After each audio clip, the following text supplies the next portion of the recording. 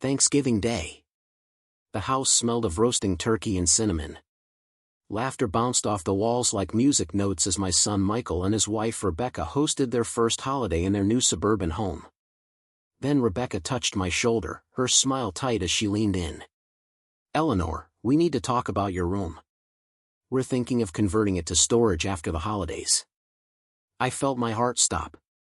I glanced at Michael, at their children, at the walls adorned with photos where I was merely a footnote.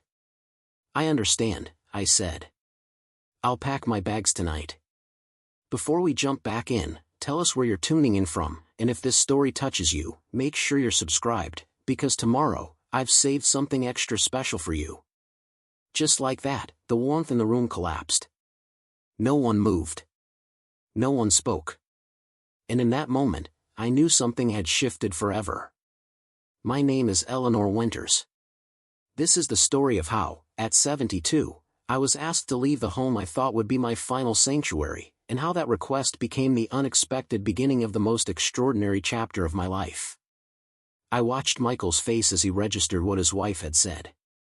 His eyes darted between us, his fork suspended midair. He coughed lightly and turned to his teenage daughter, Lily, asking about her science project as if nothing had happened. Rebecca resumed serving the sweet potatoes, her diamond bracelet catching the light as she moved. I'd been living with them for 18 months, since selling my house after Howard passed away. The arrangement had seemed perfect at first. I could help with the grandchildren, contribute financially, and not face the emptiness of widowhood alone. But lately, the temperature had been dropping, degree by invisible degree.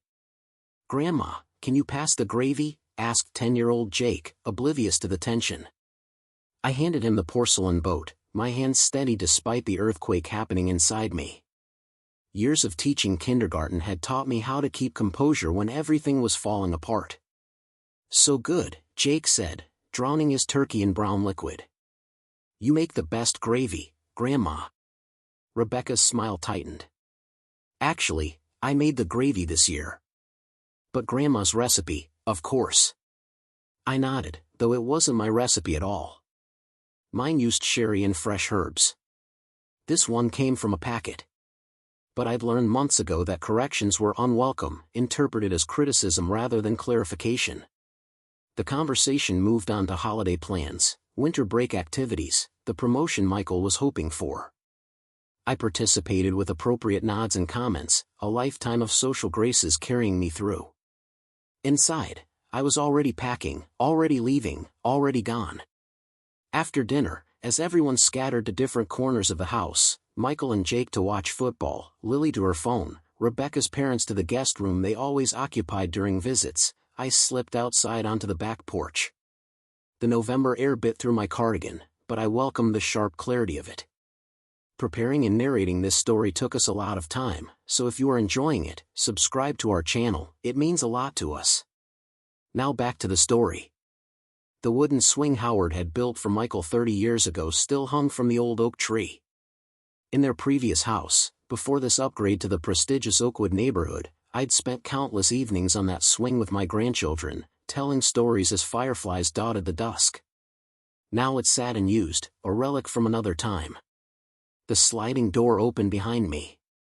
Michael stepped out, wrapping his father's old flannel jacket around my shoulders without asking. He always knew when I was cold, even before I did. A trait Howard had shared. "Mom," he began, his breath forming clouds in the chilled air. "It's all right," I said quickly. "Rebecca is right. You need the space. Growing family and all." He sat beside me, the porch step creaking slightly. "You shouldn't have found out like that. We were going to talk to you after the holidays." "There's never a good time for some conversations," I said, remembering how I'd told him his father had terminal cancer. "Some words change everything, no matter how carefully you choose them. We're not kicking you out, Mom. We'd never do that." Michael ran a hand through his hair, brown with threads of silver now, just like Howard's had been at his age. "We just thought maybe it was time for you to consider somewhere more suited to your needs." "My needs?" I almost laughed. "Michael, I still teach part-time. I volunteer at the library. I don't have needs beyond a room and some dignity." He looked at me then, really looked, the way he used to when he was small and trying to understand something complex. "I know, Mom. But Rebecca thinks I'm in the way," I finished for him. "And maybe I am. This is your life, your family. I understand that better than you might believe." The silence between us grew, filled with 30 years of mother-son history, with all the words we'd said and left unsaid. A relationship once so simple, now layered with complications of adulthood, marriage, competing loyalties. "Where will you go?" he finally asked, voice smaller than it had been in decades. I patted his hand. "Don't worry about me. I've survived worse than this." His face crumpled slightly, and for a moment, I saw my little boy again, the one who cried when his goldfish died, who needed me to explain why the world sometimes took things we loved. "Mom, you don't have to choose, Michael," I said. "I would never ask that of you. I raised you to build your own family, to make it your priority. I'm proud of that." He started to protest, but the back door opened again. Rebecca stood framed in the light, her silhouette sharp and definitive. "Mike? Your dad's on the phone. Something about the Peterson account." He squeezed my hand once before standing. "We'll figure this out, Mom. I promise." But as he walked away, I knew some promises couldn't be kept, not without breaking something else in the process. That night, in the small bedroom that had never quite felt like mine despite my quilts on the bed and Howard's photographs on the dresser, I began to pack. Not frantically, not with tears or resentment, but methodically. A teacher's organization, a widow's pragmatism. Some battles weren't worth fighting, and some signs were too clear to ignore. I sorted my life into categories: keep, donate, discard. 68 years of living compressed into 3 piles and a few suitcases. The pearl earrings Howard gave me on our 20th anniversary. The handmade Mother's Day cards Michael had created, saved in a blue box tied with faded ribbon. Photo albums, my grandmother's recipe book, the small watercolor kit I had taken up after retirement. What does one pack when leaving a life behind? What matters when everything and nothing seems important? Around midnight, I heard soft footsteps in the hallway. A gentle knock. Then Lily's voice. "Grandma? Are you awake?" I opened the door to find my granddaughter, nearly a woman now at 16, clutching her childhood teddy bear, the one I'd given her when she was born. Her eyes were red-rimmed, her long hair tangled around her shoulders. "I heard Mom talking to Dad," she said, her voice catching. "You're not really leaving, are you?" I ushered her inside, closing the door softly behind us. The room was in disarray, half-packed boxes creating shadows in the dim light of my bedside lamp. "Come here," I said, clearing a spot on the bed. We sat together, her head finding my shoulder just as it had when she was small and frightened by thunderstorms. "They can't make you leave," she insisted. "This is your home too." I stroked her hair, the silky strands slipping through my fingers. "Home is a complicated word, sweetheart. Sometimes it's a place, sometimes it's people, and sometimes it's something you have to build for yourself, again and again." "But where will you go?" The same question her father had asked, but with a child's directness that cut straight to the bone. "I'm not sure yet," I admitted. "But I've been thinking about it for a while now. Your mother didn't say anything I hadn't already considered myself." This wasn't entirely true, but some lies are gifts we give to protect those we love. The truth was that Rebecca's words had blindsided me, but the feeling behind them hadn't. The sideways glances when I used the kitchen during her dinner parties. The comments about generational differences when I suggested alternative approaches to the children's education or behavior. The way my photographs gradually migrated from the living room to the hallway to this bedroom. "Is it because of Mom?" Lily asked, too perceptive for her age. "She doesn't mean to be how she is. She's just stressed about everything being perfect. Your mother has built a beautiful life for all of you," I said carefully. "And sometimes, to maintain what you've built, you need to make difficult decisions about what fits and what doesn't." That's stupid, Lily muttered, a flash of teenage defiance breaking through her sadness. Your family. Family always fits. I smiled, remembering myself at her age, so certain of absolute truths, so unaware of the compromises adulthood would demand. In a perfect world, yes. But we live in this one, where houses have limited rooms and people have limited patience. She pulled back, studying my face with an intensity that reminded me of Michael as a boy. You're not even mad. How are you not mad? Oh, I'm a little mad, I confessed, surprising myself with the admission. I'm disappointed and hurt and a bit scared too. But being angry won't change anything, and it certainly won't help me figure out what comes next. What does come next? She asked, hugging her teddy bear closer. I looked around at the half-packed boxes, at the life I was dismantling piece by piece. I don't know yet. And that's okay. Some of the best chapters of my life began without a plan. We talked until Lily's eyes grew heavy, about everything and nothing, her concerns about college applications, the boy in her chemistry class who made her stomach flutter, how she still missed the way her grandfather would sing off-key while making Sunday pancakes. Not once did we return to the subject of my leaving. Some wounds are best left unbandaged for a while, allowed to breathe in the open air. After she fell asleep, curled beside me like she used to during our sleepovers when she was small, I eased off the bed and continued packing. Each object I touched held memories, the crystal vase Howard and I received as a wedding gift, now wrapped in an old sweater for protection. The wooden music box that played Claire de Lune, a gift from Michael on my 60th birthday. My teaching certificates, faded but still proudly displayed. By dawn, most of my belongings were sorted and packed. I'd made coffee and was sitting at the kitchen island, watching the sunrise paint the backyard in shades of pink and gold, when Rebecca appeared. Her silk robe was perfectly tied, her hair somehow immaculate despite the early hour. Unlike me, she was not a woman who allowed herself to be caught unprepared. She hesitated in the doorway, then stepped fully into the kitchen. You're up early, she said, moving toward the coffee maker. Old habits, I replied. Once a teacher, always a teacher. The body never forgets those 5 a.m. alarms.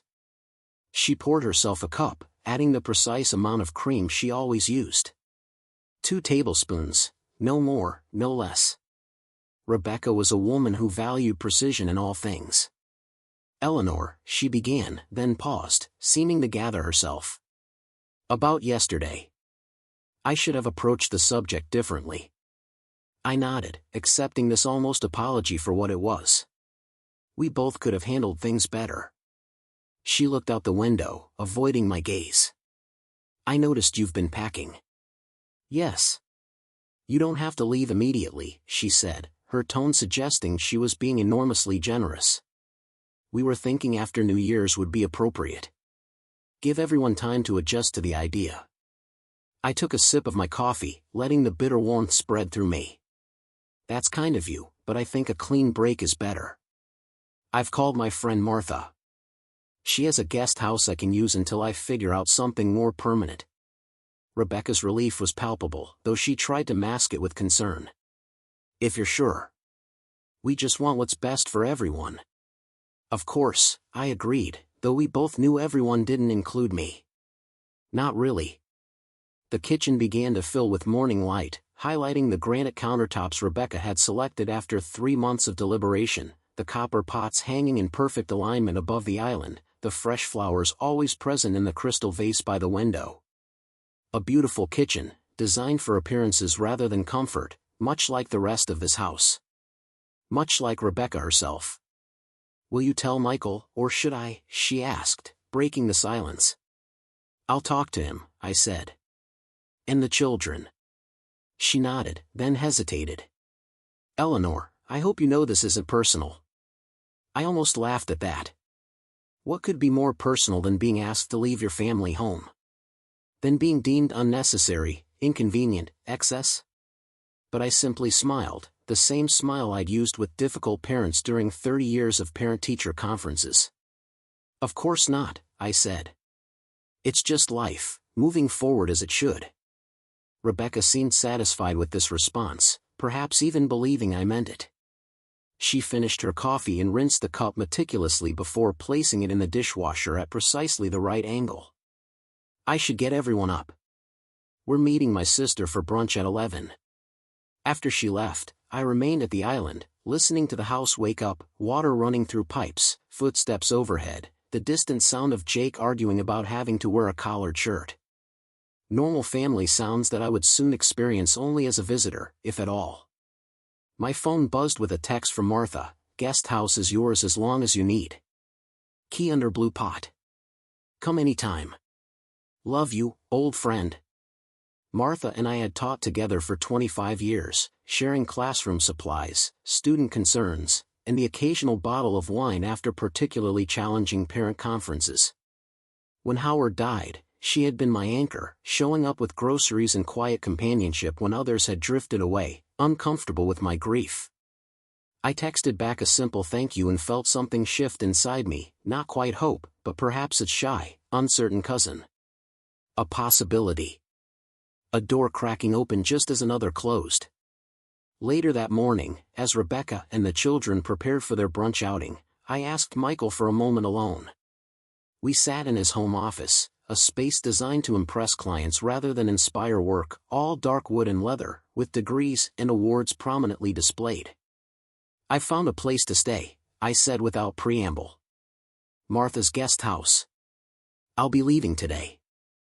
Michael's face fell. Today? Mom, that's not it's what I want, I interrupted gently. A fresh start. No drawn-out goodbyes or uncomfortable transitions. But the holidays are coming. Christmas, New Year's. We always spend those together. I looked at my son, this man who had grown from the baby I'd cradled to the adult who now struggled with balancing his loyalties. We'll figure something out. Maybe I'll host Christmas at my new place once I get settled. A guest house isn't permanent, he protested. And you shouldn't be alone. That's why you moved in with us in the first place. I moved in because you asked me to, I reminded him. Because after Dad died, you were worried about me being lonely. And I appreciate that concern, I do. But I'm not the same woman I was 18 months ago. He frowned. What does that mean? I thought about how to explain the subtle transformation that had occurred within me over these months of living in someone else's home, following someone else's rules, shrinking myself to fit into spaces that grew increasingly narrow. When your father died, I lost my compass, I said slowly. For 47 years, we made every decision together, faced every challenge as a team. Suddenly I was alone, and it terrified me. I couldn't imagine navigating life without him. Michael nodded. He'd been there through the worst of my grief, the days I couldn't get out of bed, the nights I wandered the house at 3 a.m., the meals I forgot to eat. But living here has taught me something important, I continued. I can stand on my own. I've built a new life, my volunteer work, my substitute teaching, my painting class. I have friends and interests and purpose. I'm not the frightened widow anymore. So what are you saying? That you want to leave? I reached for his hand, feeling the strength in it, remembering when it was tiny enough to fit entirely in my palm. I'm saying that Rebecca's timing may have been unfortunate, but her instinct wasn't wrong. It's time for me to create my own space again. To live by my own rhythms rather than trying to match someone else's. He looked down at our joined hands. I never wanted you to feel unwelcome. I know that, sweetheart. And for a long time, I didn't. But families evolve, needs change. You and Rebecca deserve to build your life without navigating around your mother's presence. But where will you go after Martha's? You sold your house. Real estate in this area is expensive, and your pension, let me worry about that, I said firmly. I'm still capable of managing my own affairs. He looked skeptical, which stung more than Rebecca's dismissal had. When had my son started seeing me as incompetent? As a problem to solve rather than a person with agency? I've already called a car service, I added. They'll be here at noon to help with my boxes. Mom, this is crazy. At least let me drive you. Let's talk about this more, make a proper plan. I stood, signaling the end of the conversation. The plan is already in motion. And I'd rather say goodbye here, privately, than have a production in the driveway. I hugged him then, this boy-turned-man who still smelled faintly of the same shampoo he'd used since college. I love you, Michael. That doesn't change, no matter where I live. He hugged me back tightly, like he used to before teenage embarrassment made physical affection complicated. I love you too, Mom. I'm sorry things turned out this way. Don't be, I said, pulling back to meet his eyes. Sometimes the unexpected turns are the most interesting parts of the journey. And as I walked out of his office, I realized I believed that. Not completely, not without fear or reservation, but enough to take the first step toward whatever came next. By noon, my belongings were packed into the car services van. I'd left notes for Lily and Jake, promising visits and explaining that sometimes adults needed new adventures too. I'd thanked Rebecca for her hospitality, a courtesy that seemed to both surprise and relieve her. As the van pulled away from the house I called home for 18 months, I didn't look back. Not because it didn't matter, but because the road ahead demanded my full attention now. Martha's guest house was small but charming, tucked behind her craftsman bungalow on a tree-lined street closer to the center of town. Just one bedroom, a tiny kitchen, a living area with windows that welcomed the afternoon sun. It smelled of fresh paint and cinnamon, and on the counter sat a welcome basket with wine, cheese, and a card that simply read, "To New Beginnings." Love, M. I spent that first evening unpacking only the essentials, nightclothes, toiletries, a few books. The rest could wait. I sat on the unfamiliar couch with a glass of Martha's wine, watching darkness fall outside the windows, feeling the silence wrap around me. Not the silence of being ignored in a busy household, but the richer silence of solitude, of space that responded to my movements alone.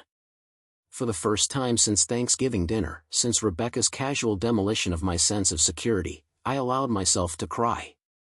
Not delicate tears, but body-shaking sobs that came from somewhere deep and primal. I cried for the loss of what I'd thought would be my final chapter, growing old surrounded by family, a matriarch cherished for her wisdom and history. I cried for Howard, who would have been furious at how things had unfolded, whose absence still hit me like a physical blow at unexpected moments.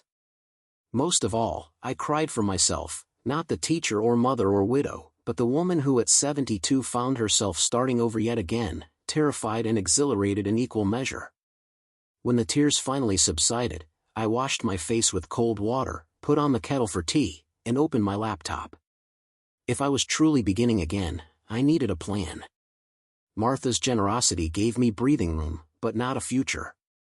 I opened a new document and titled it "What Next?" Then I began to list options, resources, possibilities. My teacher's pension. The money from selling my house, most of which remained in savings. My skills and experiences. My dreams, long deferred during decades of prioritizing others. As the list grew, something unexpected happened. The knot of anxiety in my chest began to loosen, replaced by a tentative excitement. For the first time in years, perhaps decades, I was completely free to choose my own path. No husband's career to consider, no child's needs to prioritize, no daughter-in-law's preferences to accommodate. Just me, Eleanor Winters, and the remaining years of my life. The next morning, I woke to sunlight streaming through unfamiliar curtains. For a moment, disorientation gripped me. Where was I? Then reality rushed back. Martha's guest house. My new, temporary home. My new, uncertain life. I shuffled to the tiny kitchen, grateful for the coffee Martha had stocked. As the pot brewed, filling the small space with its comforting aroma, I noticed something I'd missed in yesterday's emotional fog: a garden. Not large or elaborate, but a perfect square of green visible through the kitchen window, enclosed by a weathered wooden fence. A stone path wound between raised beds, now dormant for winter but promising spring possibilities.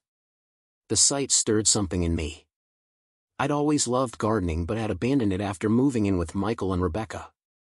Their yard was maintained by professionals who arrived every Thursday, transforming nature into something controlled and predictable.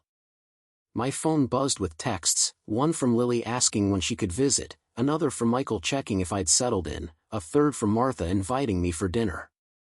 I responded to each, then silenced the device.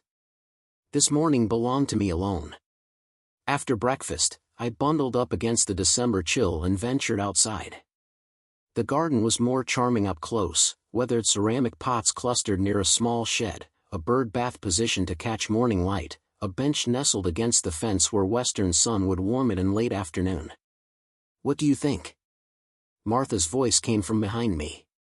She stood at the gate in her robe, gray hair pulled into a messy bun, looking exactly as she had during our teaching days when we'd meet for coffee before the morning bell.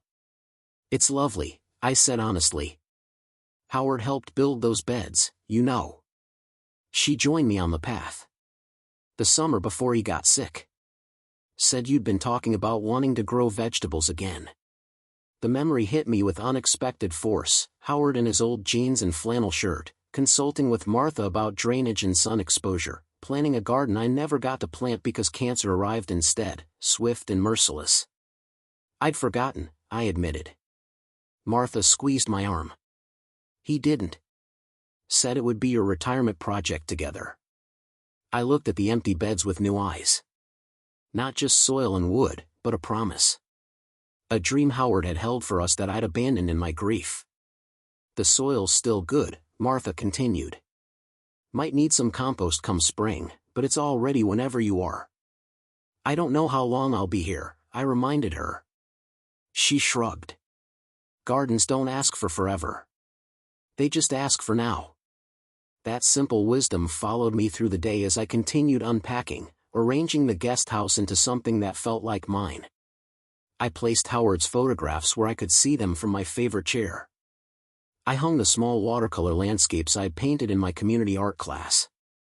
I arranged my books, not by color as Rebecca preferred, but by the order in which I wanted to read them. Small decisions, insignificant to anyone else, but profound in their autonomy. For 18 months, I'd navigated someone else's preferences, someone else's system, someone else's vision of home. Now each choice, where to place a lamp, which mug to use for tea, when to play music and when to embrace silence, was mine alone. By evening, the space had transformed. Still small, still temporary, but undeniably mine. I texted Martha that I'd take a rain check on dinner. Tonight, I wanted to savor this newfound sovereignty. I made a simple meal, poured a glass of wine, and settled into the armchair I'd positioned by the window. Outside, early stars appeared in the darkening sky. I raised my glass in a silent toast to Howard, to myself, to whatever came next. The phone call came 3 days later as I was returning from the grocery store, arms laden with bags that contained ingredients for recipes I hadn't made during my time at Michael's, dishes Rebecca had deemed too simple or too old-fashioned for her sophisticated table. "Eleanor?" The voice was vaguely familiar but not immediately placeable. "Yes?" I balanced the phone between ear and shoulder as I unlocked the door. "It's Margaret Bailey." "From the community center?" "We met at the volunteer coordinator meeting last month." I placed her then, silver-haired, impeccably dressed, with a no-nonsense manner that reminded me of my first principal. "Of course, Margaret. How are you?" "Desperate, to be honest." Her laugh held little humor. "Our after-school program director just gave notice, moving to Arizona for her health.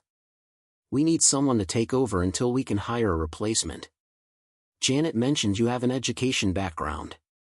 I set the groceries on the counter, surprised by this unexpected turn.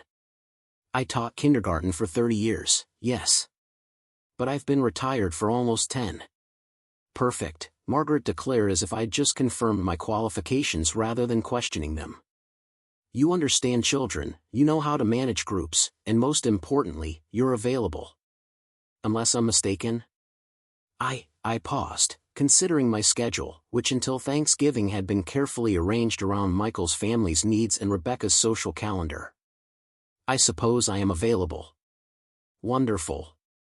Can you come by tomorrow at 10? The program runs Monday through Thursday, 3 to 5:30. 15 kids, ages 6 through 12. Nothing you can't handle," I'm sure. Before I could formulate more questions or objections, she had outlined the compensation, modest but fair, the start date, next Monday, and ended the call with brisk efficiency. I stood in the kitchen, surrounded by unpacked groceries, feeling as if I had been swept up by a particularly determined whirlwind. Had I just agreed to direct an after-school program? At 72, when most people my age were focused on leisure and grandchildren, the thought should have been intimidating. Instead, I felt a flutter of excitement I hadn't experienced in years. Not since the first day of school each September, when new faces would file into my classroom, full of possibility and potential. I called Martha immediately. "You wouldn't happen to know a Margaret Bailey, would you?" "Of course I know Margaret," Martha chuckled. "Everybody knows Margaret. She runs half the town with an iron fist inside a cashmere glove. And did you happen to mention me to her recently? Perhaps suggest I might be available for community center work?" A pause. I may have said something when she was lamenting about Patricia leaving. Why? Because I apparently just agreed to direct the after-school program. Martha's laughter filled the line. "Congratulations. You've been Bailey-ed. It's like being knighted, but with more responsibility and less ceremony." "I haven't worked with children in nearly a decade," I protested. "What if I've forgotten how? What if they don't respond to me?" "Eleanor Winters," Martha's voice turned serious. "You taught generations of children to read, to think, to believe in themselves. That doesn't expire like a carton of milk. Those kids will be lucky to have you." Her confidence warmed me, but doubt lingered. The world had changed since my teaching days. Children had changed. Had I kept up, or had I become precisely what Rebecca seemed to think, an outdated relic, more suited to storage than active contribution? I spent that evening researching current educational approaches, reading about after-school program best practices, making notes that grew increasingly detailed as my teacher's instincts reawakened. By midnight, I had filled a legal pad with ideas, questions, and possibilities. For the first time since Howard's diagnosis 2 years earlier, I fell asleep thinking not about what I had lost, but what I might build. The community center occupied a converted Victorian house near the town square, its original elegance somewhat faded but still evident in the carved woodwork and stained glass accents. Inside, the formal parlors and dining rooms had been transformed into activity spaces, filled with art supplies, books, and games. Margaret met me in what had once been the foyer, now serving as a reception area. She wore a tailored pantsuit and pearl earrings, her white hair cut in a precise bob that framed her angular face. "Eleanor, right on time. I appreciate punctuality." She extended a hand, her grip firm and brief. "Let me show you the space." The after-school program occupied the entire first floor, a large room for general activities, a smaller one for quiet reading and homework, a child-friendly kitchen for snacks and cooking projects, and a sunroom that had been converted into an art studio. Everything was clean and reasonably well equipped, if somewhat worn from years of use. "The children arrive by 3:15, Margaret explained as we toured. "Some walk from the elementary school, others are dropped off by parents. We provide a snack, then structured activities until pick-up time. Nothing elaborate, art, games, occasional field trips to the park or library." I nodded, taking notes, already seeing possibilities for improvement. "What about academic support? Do the children work on homework?" "When they want to," Margaret said. "We're not a tutoring service. This is meant to be enrichment, not remedial education." Of course, I agreed, though I was already calculating how to incorporate learning opportunities more systematically. Old teaching habits die hard. Margaret led me to a small office tucked behind the main activity room. "This will be your space. Previous directors have found it useful to retreat here occasionally. Children can be energetic." I smiled, remembering the controlled chaos of my kindergarten classroom. "I'm familiar with the phenomenon." She regarded me with appraising eyes. "Janet speaks highly of you. Says you're exceptionally good with difficult children." "I believe there are no difficult children," I said. Only children facing difficulties. Margaret's expression softened slightly. Patricia used to say something similar. You'll do well here, I think. She handed me a folder containing schedules, procedures, and a list of children's names and emergency contacts. Any questions before I leave you to get acquainted with the space? I had dozens, but most would answer themselves once I began working. Just one. Why me? Surely there are younger candidates with more recent experience. Margaret's smile was unexpectedly warm. Because when Janet mentioned you were suddenly looking for a new direction, I recognized the description. I was 68 when my husband died. 70 when my daughter suggested I might be happier in a retirement community. 71 when I told her what she could do with that suggestion and started the community center instead. I stared at her, seeing beyond the perfect pearls and precisely applied lipstick to the steel beneath. A kindred spirit, albeit one with more inherent ferocity than I typically displayed. The children arrive Monday, she concluded. Feel free to rearrange things before then, within reason. The budget is limited but not desperate. Any other concerns, you have my number. With that, she left me alone in what was apparently now my domain, at least temporarily. I stood in the center of the main activity room, surrounded by child-sized furniture and walls decorated with artwork from previous projects. The space felt expectant, as if waiting for the energy that would soon fill it. For the first time since Thanksgiving, since Rebecca's casual announcement that my presence was inconvenient, I felt something like purpose returning. Not the borrowed purpose of helping with Michael's children or fitting into Rebecca's carefully curated household, but something distinctly mine. I spent the remainder of the day exploring every cabinet and closet, inventorying supplies, and making lists. The program had potential, but also clear needs: books that reflected modern children's interests, art supplies beyond the basics, games that challenged rather than merely occupied. By closing time, I'd filled 3 pages with ideas and another with questions from Margaret about budget and permissions. I locked up, surprised to realize 5 hours had passed without my once checking the time. When had that last happened? Not since Howard was alive, certainly not during my months in Michael's house, where I'd counted hours until bedtime, when I could retreat to my room without seeming antisocial. I walked home. Martha's guest house was only 6 blocks from the community center, feeling lighter than I had in months. The December air was crisp, holiday decorations twinkled in shop windows, and for the first time, the approaching Christmas season didn't fill me with dread at the prospect of navigating Rebecca's perfectly orchestrated celebrations. My phone buzzed with a text from Michael. Haven't heard from you today. Everything okay? I stopped on the sidewalk, realizing I hadn't thought about my son or his family all day. Not once. The revelation was both liberating and slightly guilt-inducing. Had I been so consumed by their lives that my own had disappeared? I texted back, everything's wonderful. Just accepted a position directing the after-school program at the community center. Starting Monday. The response came quickly, a job. Mom, you don't need to work. If it's about money, I cut him off. It's about purpose.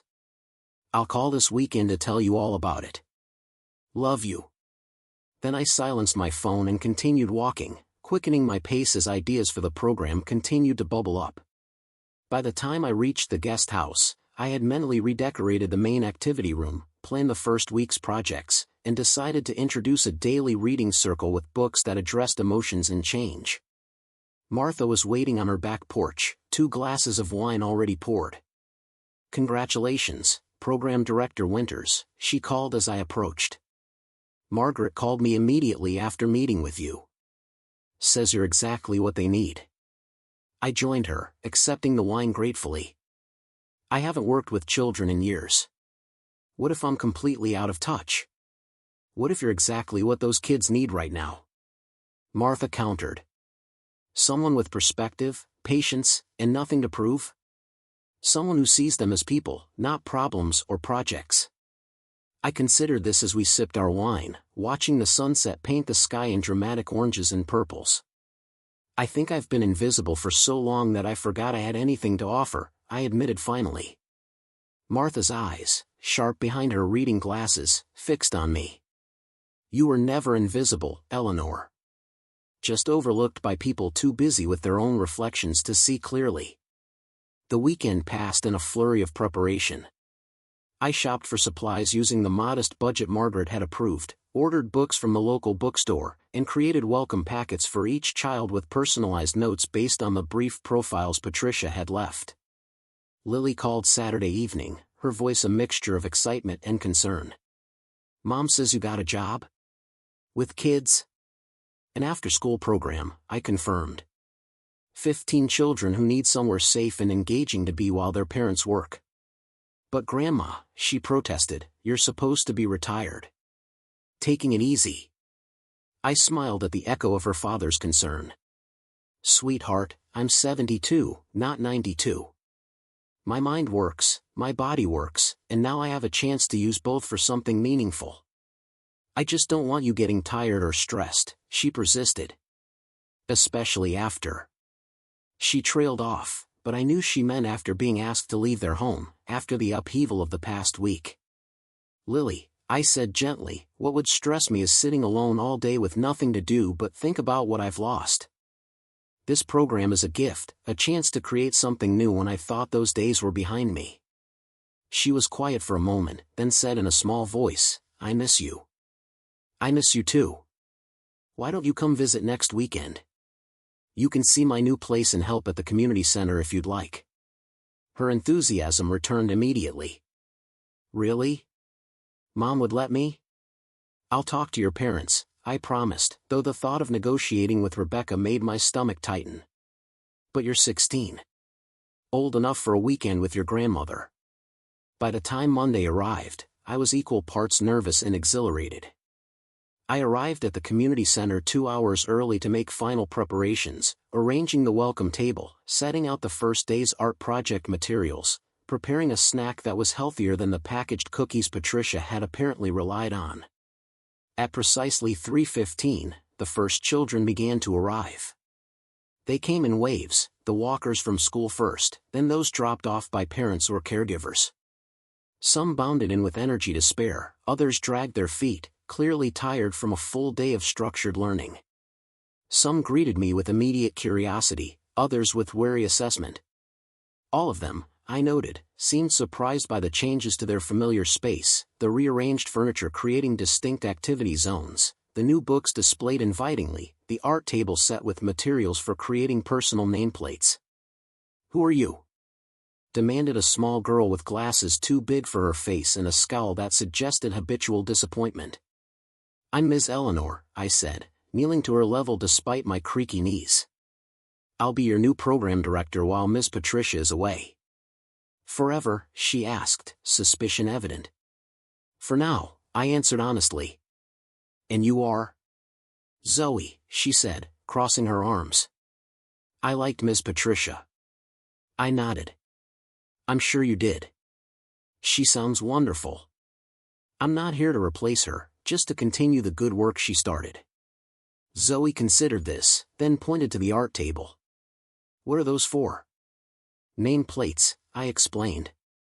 So I can learn who everyone is, and you can design something that tells me a little about yourselves. She regarded the materials with cautious interest. Can I use all the colors? As many as you want, I confirmed. That was apparently the right answer. She dropped her backpack and headed straight for the table, her initial resistance forgotten in the allure of creative possibility. The other children followed similar patterns of assessment and acceptance. By 4 o'clock, all 15 were engaged in activities, the initial chaos settling into a productive hum of conversation, movement, and exploration. I circulated among them, learning names, noting personalities, beginning the crucial process of building relationships. There was Jaden, a lanky 10-year-old who immediately claimed the reading corner but watched the others from behind his book. Maya and Sophia, inseparable 9-year-olds who finished each other's sentences. Tyler, whose energy seemed boundless and whose attention span matched. And quiet Elijah, who spoke only when directly addressed but whose nameplate revealed extraordinary artistic talent. By 5:30, when the last child had been picked up, I was exhausted but exhilarated. My feet ached, my voice was hoarse, and my heart was fuller than it had been in years. I sat in the suddenly quiet room, surrounded by the creative evidence of our first day together, 15 unique nameplates drying on the counter, ready to be displayed tomorrow. My phone showed 3 missed calls from Michael and a text from Rebecca asking about Christmas arrangements. Important matters, certainly, but they could wait. Today belonged to Zoe and Jaden and Maya and all the others who had unexpectedly given an old teacher a new beginning. As I locked up the community center, darkness already fallen on this early December evening, I thought about Rebecca's words at Thanksgiving, "We need your room for storage." Words that had seemed like an ending but had somehow become a beginning instead. Sometimes being asked to leave is really being asked to arrive somewhere else. Sometimes losing one place in the world forces you to find another, one that perhaps fits better than the space you'd been trying to occupy. I walked home through the quiet streets, already planning tomorrow's activities, already anticipating the children's return. Ahead, Martha's house glowed with warm light, the guest house, my house, for now, a smaller echo behind it. For the first time since Howard's death, since the world I'd known for 47 years shattered beyond repair, I wasn't walking toward an empty evening. I was walking toward possibility. By the end of the first week directing the after-school program, I had learned all 15 children's names, favorite colors, and what made each of them light up or shut down. I'd established routines that provided structure while allowing for choice, something I'd found essential during my teaching years. Most importantly, I'd begun to see the individual beneath each child's surface presentation. Jaden, I discovered, wasn't antisocial but rather an advanced reader who found refuge in books when social interactions became overwhelming. Tyler's boundless energy masked anxiety that calmed considerably when given specific responsibilities. And quiet Elijah, once given permission to express himself through art rather than words, revealed a depth of emotion and perception that took my breath away. "The dinosaur is sad because nobody understands him," he explained softly, showing me his drawing on Thursday afternoon. The image showed a blue Tyrannosaurus Rex, tears streaming down its face, surrounded by smaller dinosaurs turning away. "That's a powerful feeling," I said, kneeling beside his chair. "Has anyone ever helped the dinosaur feel understood?" Elijah considered this, then slowly shook his head. "Would you like to draw what might help him?" He nodded, reaching for a fresh sheet of paper. I watched as he carefully drew the same dinosaur, but this time with another, older dinosaur sitting beside it, just listening. "Sometimes," I suggested gently, "being heard is the first step to being understood." His solemn eyes met mine. "You're the listening dinosaur," he said with absolute certainty, before returning to his drawing. That moment stayed with me through the evening and into the weekend, this child's perfect encapsulation of what I was trying to create in this space. Not just supervision, not just activities, but presence. The simple, profound gift of being seen and heard. Saturday morning, I woke early to prepare for Lily's visit. She would arrive by train at noon for our weekend together, the first time I'd seen her since leaving Michael's house nearly 2 weeks earlier. I'd spoken with her several times by phone, but texts and calls couldn't convey what I most wanted her to understand, that I was not only surviving but thriving in this unexpected new chapter. I changed the sheets on the small pull-out sofa where she would sleep, prepared her favorite breakfast foods for tomorrow, and cleared space in the tiny closet for her overnight bag. Small gestures that felt important, proof that even in reduced circumstances, I could provide for her, create comfort, maintain our connection. Martha knocked at 10, bearing fresh muffins and barely contained curiosity. "Nervous about the visit?" she asked, settling at my tiny kitchen table. "A bit," I admitted, pouring coffee for us both. "I'm worried she'll see this place and feel sorry for me. That's the last thing I want." "Teenagers are remarkably adaptable," Martha said, breaking a muffin in half. "More so than their parents, usually. Have you told Michael she's coming?" I nodded. He seemed relieved, actually. "Said Lily's been arguing with Rebecca more than usual lately." "Growth pains," Martha observed wisely. "The child becoming her own person. It's never comfortable for parents who prefer compliance." The train arrived precisely on time, disgorging passengers onto the small-town platform where I waited, scanning faces until I spotted Lily's dark hair and lanky frame. She saw me at the same moment, her serious expression blooming into a smile that transported me back to her childhood, the same unguarded joy she'd shown when I'd arrived for babysitting or weekend visits. We hugged tightly, awkwardness evaporating in the physical reality of our reunion. "You look different," she said, pulling back to study my face. "Different how?" I brushed a strand of hair from her forehead, noting she'd changed too, a new maturity in her features, a certainty in her gaze that hadn't been there at Thanksgiving. "Happier," she decided. "Less careful." What a perceptive observation from someone so young. She was right, of course.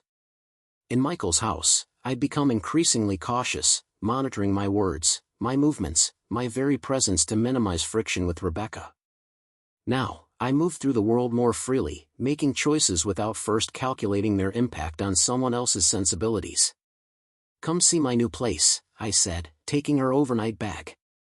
"It's small but quite charming." "Mom said it was probably depressing," Lily confided as we walked.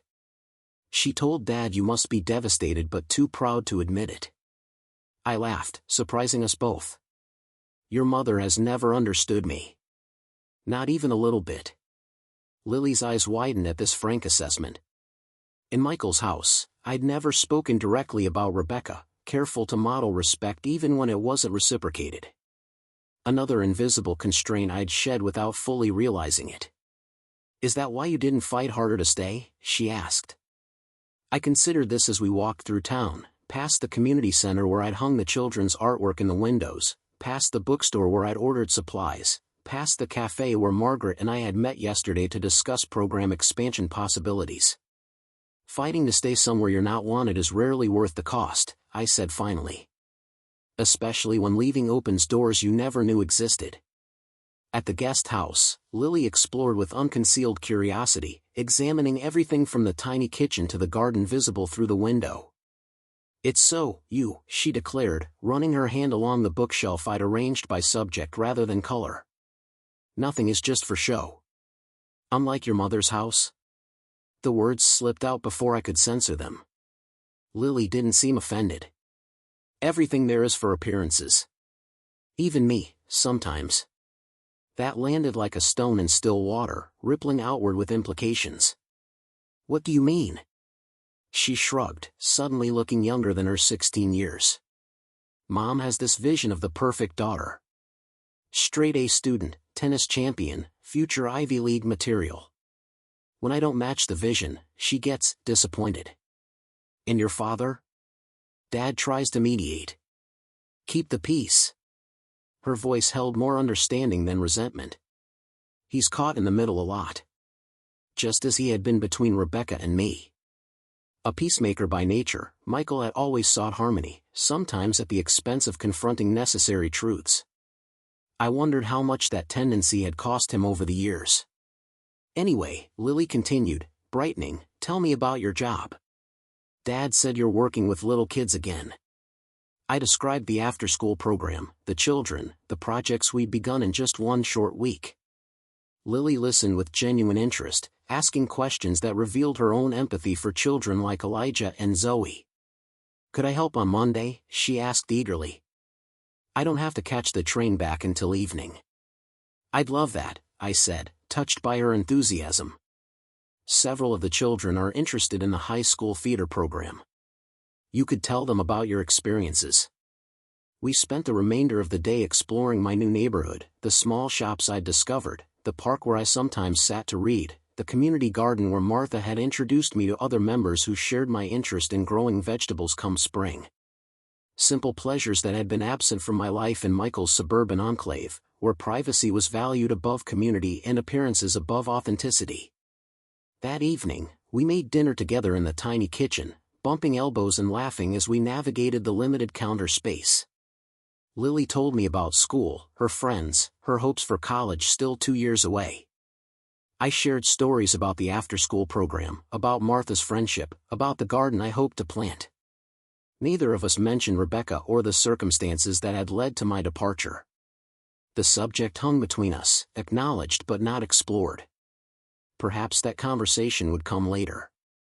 For now, it was enough to establish that my new life wasn't a tragedy to be mourned but a chapter to be celebrated.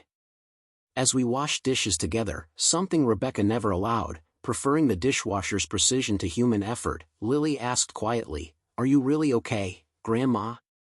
You're not just pretending for my sake?" I dried my hands and turned to face her fully. "I'm more than okay, sweetheart. I'm awake again." She nodded slowly, absorbing this. "I thought when they asked you to leave that it was the worst thing that could happen. That you'd be devastated." "I was at first," I admitted. "It felt like rejection, like being erased from the family story. But now I see it differently." "How?" I led her to the small living area where photos of Howard, of Michael as a child, of Lily and Jake at various ages created a visual family history on the wall. "Your mother did me an unintentional favor. She forced me to rediscover myself beyond my roles as widow, mother, grandmother. Those parts of me are precious, but they're not the whole story." Lily studied the photos, then turned to me with unexpected tears in her eyes. "I want that too. To be more than someone's idea of who I should be." I pulled her into a hug, this child woman on the cusp of self-discovery. "That's the most important work of your life, and it never really ends. Finding and refinding yourself as circumstances change." We stayed up late, talking with a new openness that felt like a gift, the unexpected benefit of separate spaces, of boundaries that clarified rather than divided. When Lily finally fell asleep on the pull-out sofa, her face peaceful in the dim light, I watched her for a moment, marveling at how perspectives can shift in the brief span of weeks. At Thanksgiving, I'd seen her through the lens of loss, worried about diminishing connection. Now I recognized the possibility of a deeper relationship, one based not on proximity but on authenticity. Sunday passed in similar harmony, a late breakfast, a walk through town, a visit to Martha who charmed Lily with stories about my teaching days. By afternoon, when we headed to the train station, something had solidified between us, a foundation independent of Michael's house or Rebecca's approval. "I'll see you tomorrow at the community center," she reminded me as we waited for her train. "I've been thinking about what I could share with the kids about theater." "They'll love whatever you do," I assured her. "Especially Zoe. She has a dramatic flair you'll appreciate." The train arrived, passengers disembarking before those waiting could board. As Lily prepared to leave, she hugged me fiercely. "I'm sorry about what happened," she whispered. "But I'm glad about what's happening now." A perfect summation that I carried with me through the evening and into Monday, when the after-school program resumed with new energy and projects. I arrived early, as had become my habit, preparing the day's activities and reviewing my notes about each child's progress and needs. At 3 o'clock, just before the children arrived, Lily appeared at the door, her school backpack exchanged for a tote bag filled with theater props and costume pieces. "Ready for some drama?" she asked with a grin. For the next 2 hours, I watched my granddaughter transform before my eyes. Not into someone different, but into more fully herself, confident, creative, generous with the younger children who responded to her with immediate trust and admiration. She led them through theater games, helped them create simple character masks, and ended with a short performance where each child contributed a line to a collaborative story. Even Elijah participated, his whispered contribution barely audible but acknowledged with Lily's full attention. "That's perfect," she told him, making a note on her script. The spaceship would definitely need a quiet place for thinking. By 5:30, when parents arrived for pickup, the children were buzzing with excitement about Miss Lily and when she might return. I watched her accept their gratitude with grace beyond her years, promising to visit again during her winter break. "You were wonderful with them," I told her as we straightened the room after the last child had departed. "You have a gift for drawing people out." She looked pleased but not surprised by this assessment. "I like seeing what people can do when they feel safe to try." A simple statement that captured what I'd been trying to create in this space: safety for exploration, for growth, for becoming. I hugged her, overwhelmed suddenly by pride in the person she was becoming. "Grandma," she said, pulling back. "I think I want to study education in college. Not just theater, but teaching too. Because of today? I asked, curious about the timing of this declaration. No, because of you. She gestured around the room, at the evidence of learning and creation all around us. Because I've seen what it means to really help someone find their voice. Today just confirmed it. We walked to the train station together in the early winter darkness, the town's holiday decorations creating pools of colored light along the way. Lily talked about her ideas for college applications, for summer programs, for the person she hoped to become. Not once did she mention Rebecca's expectations or preferences. She was charting her own course, just as I was charting mine. At the platform, as her train approached, she asked suddenly, "Will you come for Christmas?" To our house, I mean. Mom's planning this whole formal dinner thing. The invitation caught me off guard. I hadn't considered holiday arrangements, had been avoiding the topic in conversations with Michael. "I'm not sure that would be comfortable for anyone," I said carefully. Lily's face fell. "But it's our first Christmas without you." "No, sweetheart. It's my first Christmas choosing my own celebration, and you're first experiencing a different kind of family connection." I squeezed her hand as the train pulled in. "We'll find a new tradition that works for all of us. I promise." She boarded reluctantly, waving from the window until the train disappeared around a bend. I stood on the platform long after it had gone, thinking about holidays and traditions and the stories families tell themselves about what matters. The walk home gave me time to consider alternatives to Rebecca's formal dinner, perhaps a Christmas Eve gathering at Martha's main house, with Jake and Lily visiting separately from their parents. Or a New Year's celebration instead, once the pressure of December 25th had passed. There were possibilities I hadn't considered, compromises that didn't require diminishing myself. The guest house welcomed me with familiar comfort now, no longer temporary housing but a home in its own right. I made tea, settled into my reading chair, and opened the journal I'd begun keeping since starting at the community center. Each day, I recorded observations about the children, ideas for projects, and, increasingly, reflections on my own transformation. Tonight, I wrote about Lily's visit, about watching her interact with the after-school children, about her unexpected declaration regarding teaching. I wrote about the pride I felt, not in having influenced her choice, but in having modeled something she found valuable enough to pursue. Then I wrote what I hadn't been able to articulate until now. Rebecca's request at Thanksgiving wasn't the end of my story but the beginning of a new chapter, one where I'm the protagonist rather than a supporting character. In asking me to leave, she inadvertently pushed me toward reclaiming parts of myself I'd forgotten existed. Not just former roles like teacher, but deeper identities: creator, mentor, community member, adventurer. The phone rang just as I finished writing, interrupting my reflections. Michael's name appeared on the screen. "Mom," he said when I answered, his voice tight with emotion. "Lily just got home. She told us about your weekend, about the community center, about everything." I waited, unsure where this was leading. "She said you're happier than she's ever seen you. That your new place feels more like a home than your room here ever did." "That's perceptive of her," I said carefully. He was quiet for a moment, just breathing. Then, "I'm sorry, Mom. I should have stood up to Rebecca. Should have made it clear that your place in our home wasn't conditional or temporary." The apology was unexpected but not unwelcome. "Thank you for saying that, Michael. But Lily's right. I am happier now, engaged in work that matters, building a life that fits who I am at this stage." "So you wouldn't come back? Even if we asked?" The question hung between us, a hypothetical bridge to a reality that no longer existed. "No," I said gently. "I wouldn't. What happened at Thanksgiving was painful, but it pushed me towards something I needed but couldn't see. I'm grateful for where I am now." Another silence, this one fuller. "Rebecca's upset that Lily wants to follow your path. Teaching, I mean. She had her heart set on Lily pursuing business or law." "Lily will find her own way," I said, thinking of my granddaughter's quiet confidence that afternoon. "Our job is to support her journey, not dictate its direction." Michael sighed. When did you get so wise about letting go? When someone let go of me, I answered honestly. And I discovered I could fly rather than fall.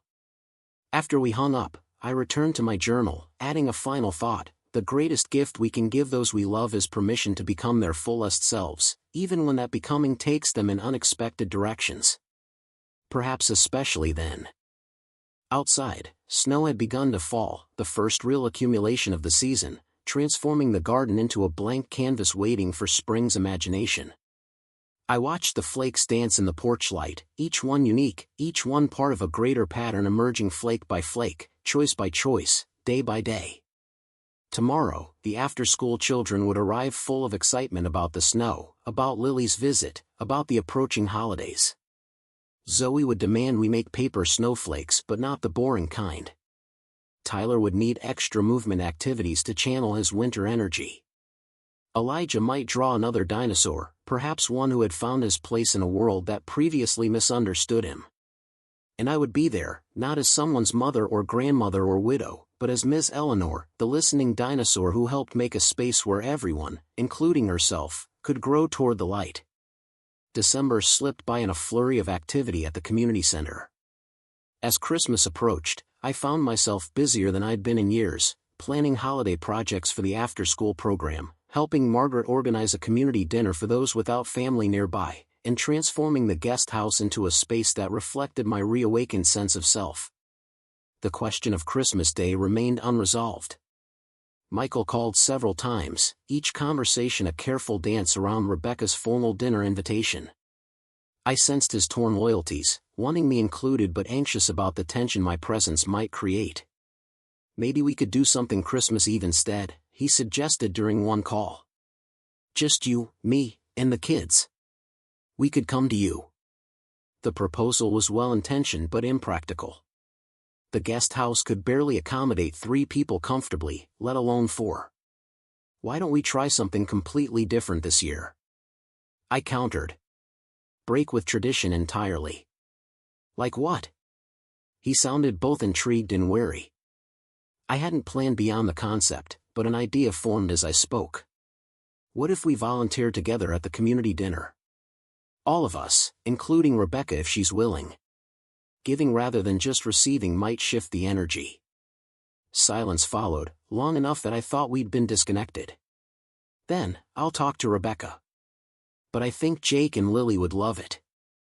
I didn't hold out much hope for Rebecca's participation, but Michael's willingness to consider the alternative surprised me. Perhaps Lily's enthusiastic reports about the community center had made an impression.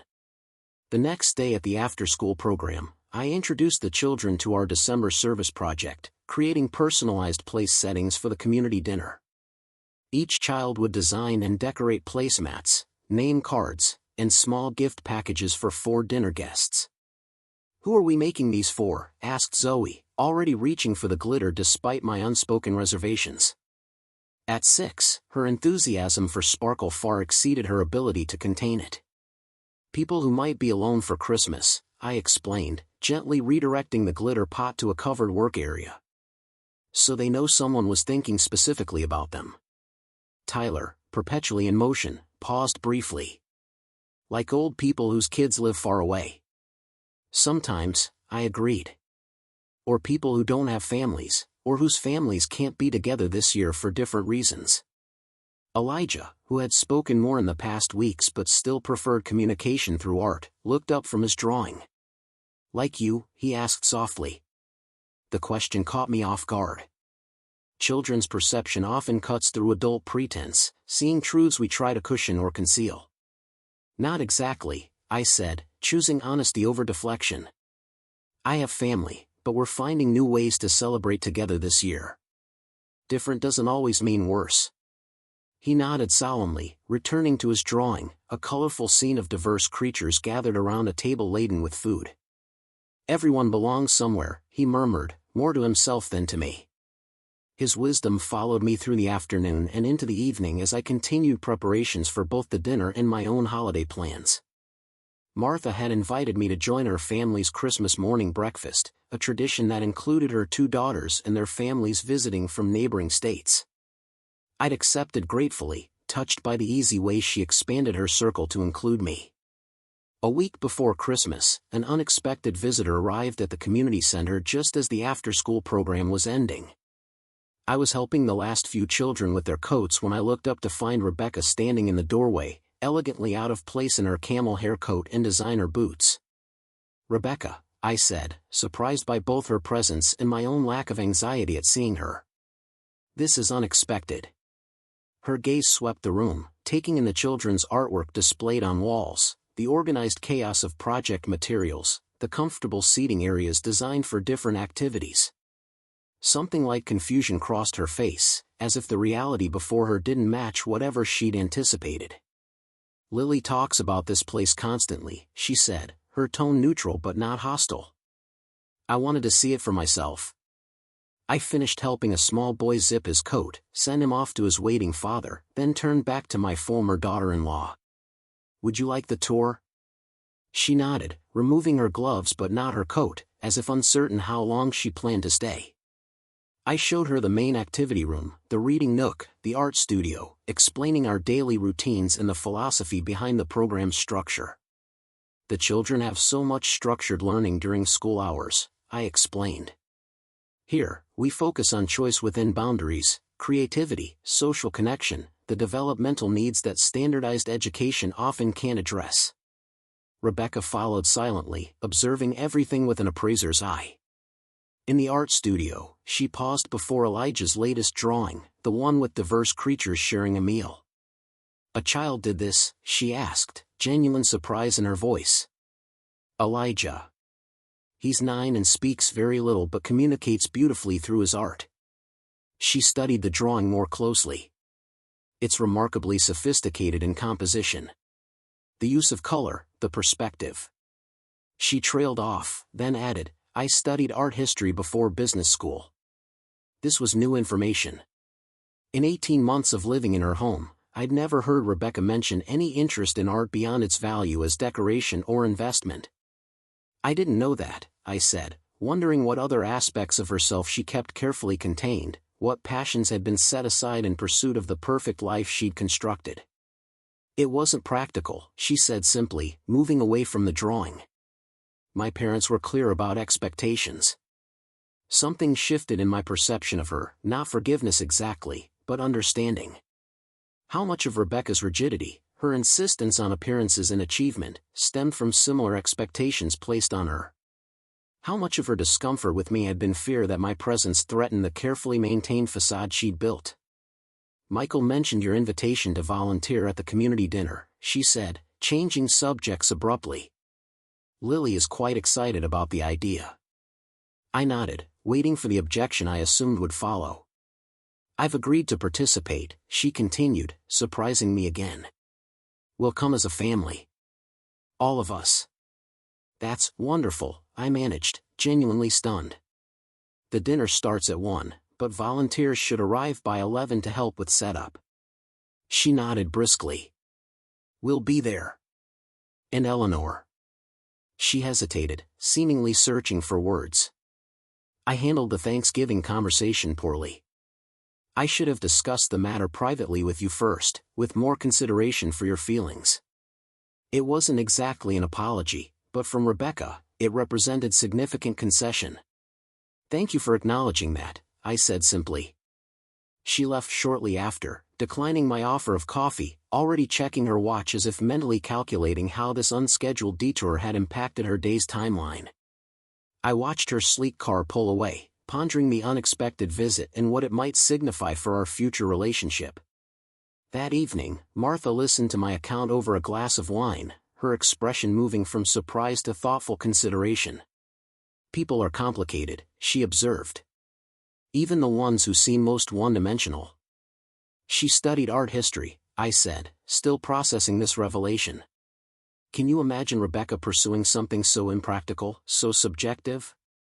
Martha smiled. "We all have roads not taken, lives we might have lived if circumstances or choices had been different. Even Rebecca." I thought about my own road not taken, the advanced degree I'd considered but abandoned when Howard's career demanded relocation, the book of children's stories I'd started but never completed, the travel we'd planned for retirement before cancer intervened. Do you think it's ever too late to circle back? I asked. To reclaim parts of yourself you set aside? Martha's laugh was warm, without mockery. Eleanor, what do you think you've been doing these past few weeks? Starting over at 72, reinventing yourself, rediscovering passions you'd forgotten? If that's not circling back, I don't know what is. She was right, of course. Each day at the community center felt like reclaiming a piece of myself that had gone dormant, my teacher's heart, my creative instincts, my capacity for meaningful connection. The woman who had sat shell-shocked in Michael's dining room on Thanksgiving, hearing that her room was needed for storage, would hardly recognize the person I'd become. Christmas Eve arrived with a light dusting of snow, just enough to transform the ordinary into something magical without complicating travel. I spent the morning baking cookies to bring to Martha's family breakfast tomorrow, then walked to the community center to finish preparations for today's dinner. Margaret had transformed the main room, moving furniture to create space for 8 large tables, each set for 10 guests. Volunteers bustled about, hanging decorations, arranging centerpieces, setting up the serving area for the catered meals supplemented by community donations. Eleanor, Margaret called, waving me over to where she stood conferring with the head of catering. Perfect timing. We need your teacher's eye for these place settings the children made. How should we arrange them? I examined the colorful placemats and name cards, each one unique, each created with care and imagination. Let's not assign specific seats, I suggested. Let's arrange them randomly so each table has a mix of styles. That way, every guest receives a child's handiwork, but no one feels singled out for any particular design. Margaret nodded approvingly. Excellent. The essence of community, individual contributions creating a harmonious whole. By 11, most volunteers had arrived, including several families I recognized from the after-school program. At 11:30, just as I was beginning to wonder if plans had changed, Michael's SUV pulled into the parking lot visible through the community center's front windows.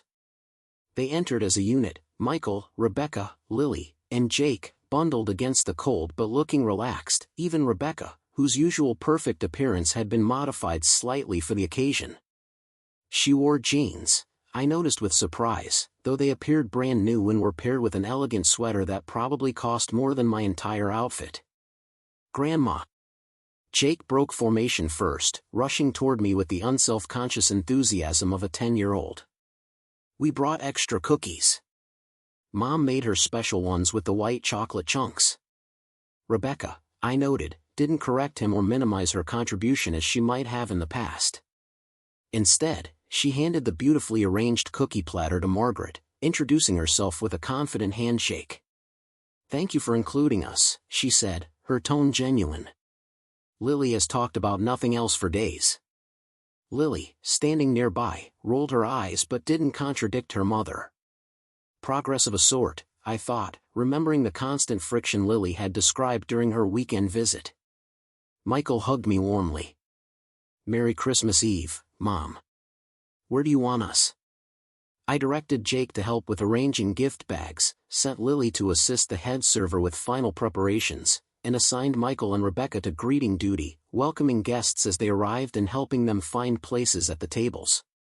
Is that okay? I asked Rebecca, half expecting resistance to such a people-facing role. Perfect, she said, surprising me yet again. I'm good with names and making connections. It's essentially what I do at work.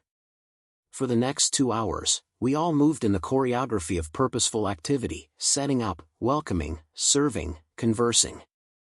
I watched my family interact with strangers and with each other, noting the easy way Lily guided an elderly woman to her seat, the gentle patience Jake showed a young boy who had come with his single father, the surprising warmth with which Rebecca engaged a homeless veteran, drawing him out with questions about his military service. Most revealing was Michael's expression as he observed his wife, a mixture of surprise and pride, as if seeing aspects of her he'd forgotten existed or perhaps never fully recognized. By 3 o'clock, when the formal dinner portion concluded and guests moved to the activity area for music and conversation, I found myself standing slightly apart, watching the scene with a fullness of heart I hadn't experienced in years. "This was a good idea," Michael said, joining me with 2 cups of coffee. He handed me one, then followed my gaze to where Rebecca sat with Lily, both of them deep in conversation with the veteran and his service dog. I haven't seen Rebecca this relaxed in months.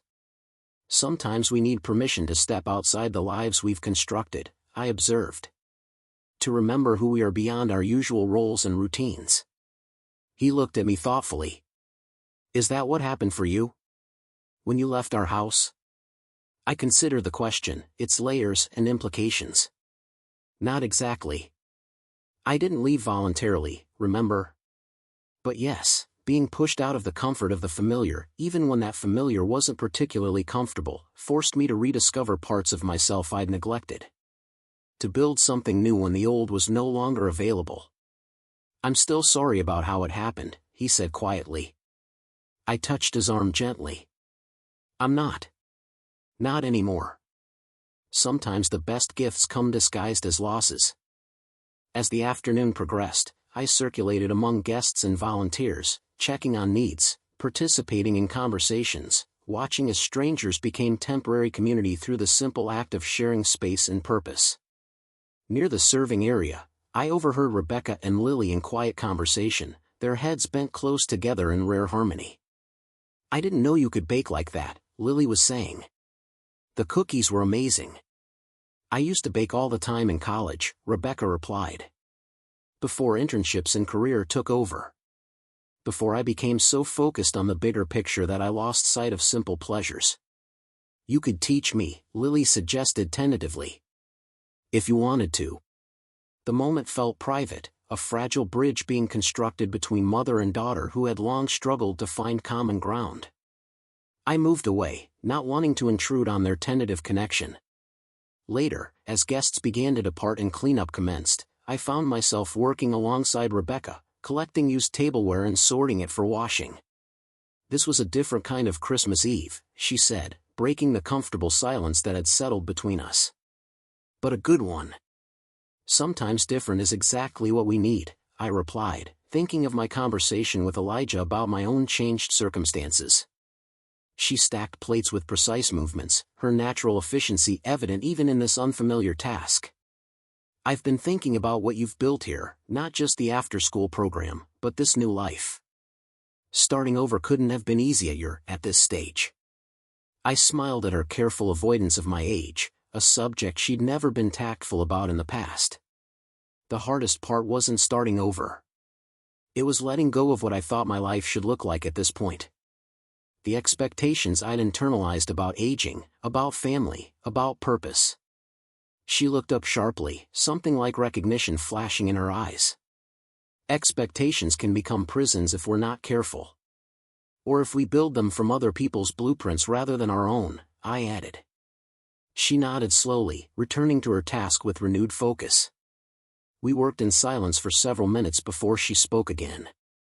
"I've enrolled in an art history course," she said, the words coming quickly as if pushed out against resistance. "At the community college. Just one evening a week, starting in January." The admission clearly cost her something, pride perhaps, or the fear of appearing inconsistent to someone who had witnessed her rigid adherence to practicality and status.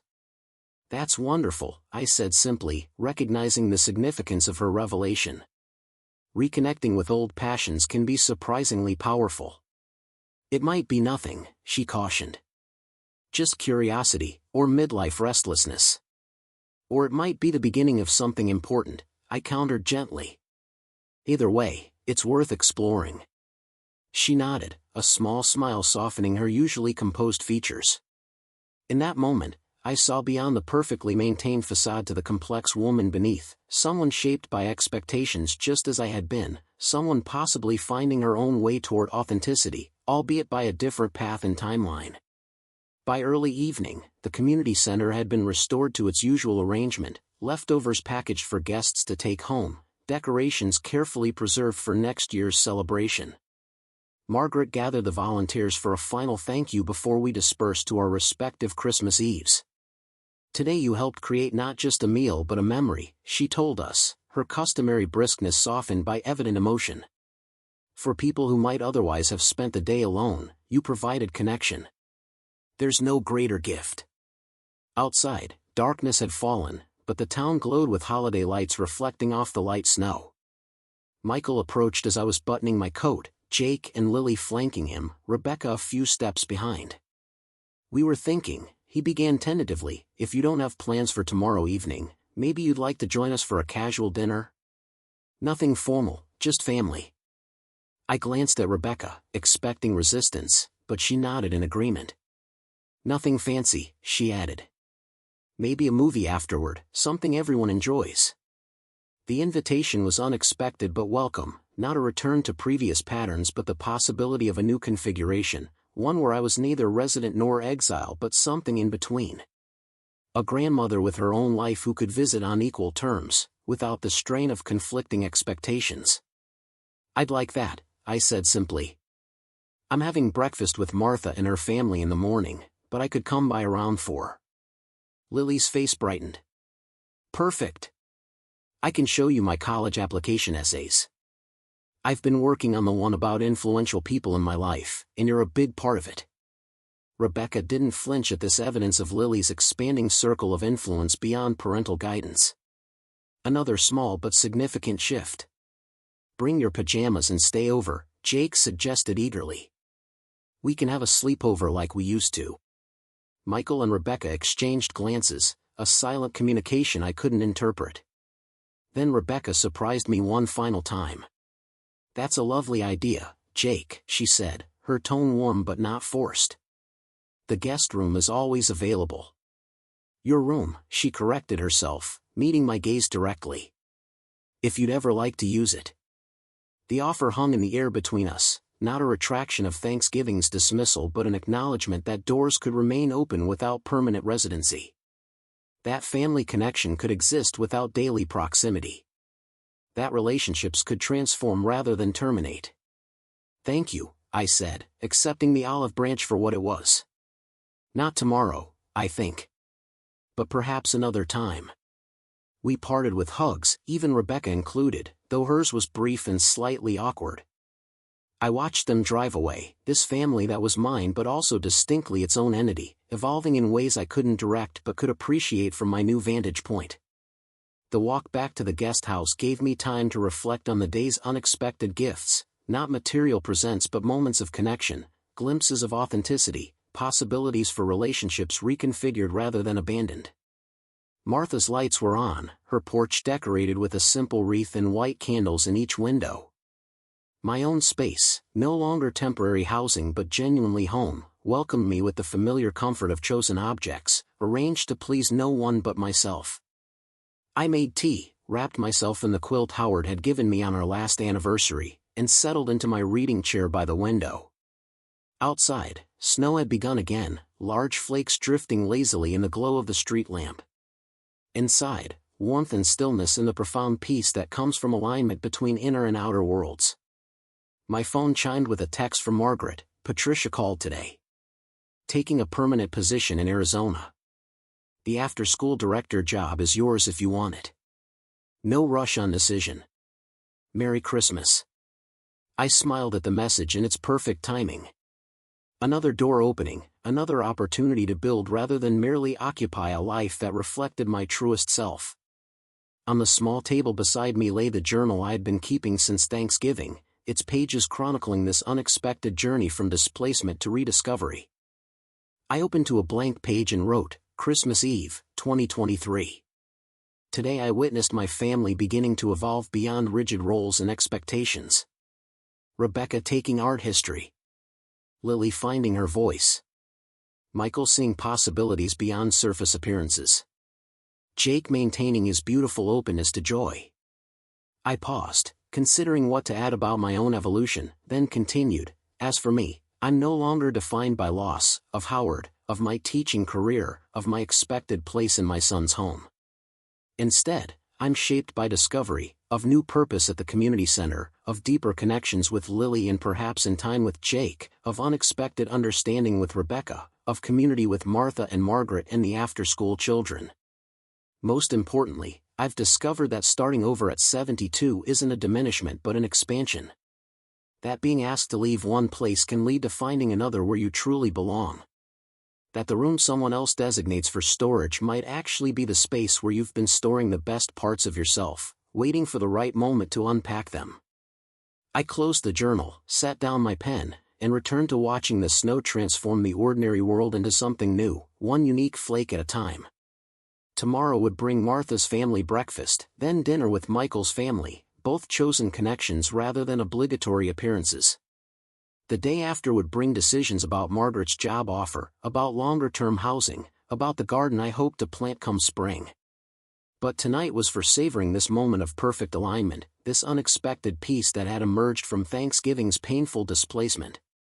Sometimes the greatest gift is discovering that what initially feels like rejection is actually redirection toward the life that has been waiting for you all along. Up next, you've got 2 more standout stories right on your screen. If this one hit the mark, you won't want to pass these up. Just click and check them out. And don't forget to subscribe and turn on the notification bell so you don't miss any upload from us.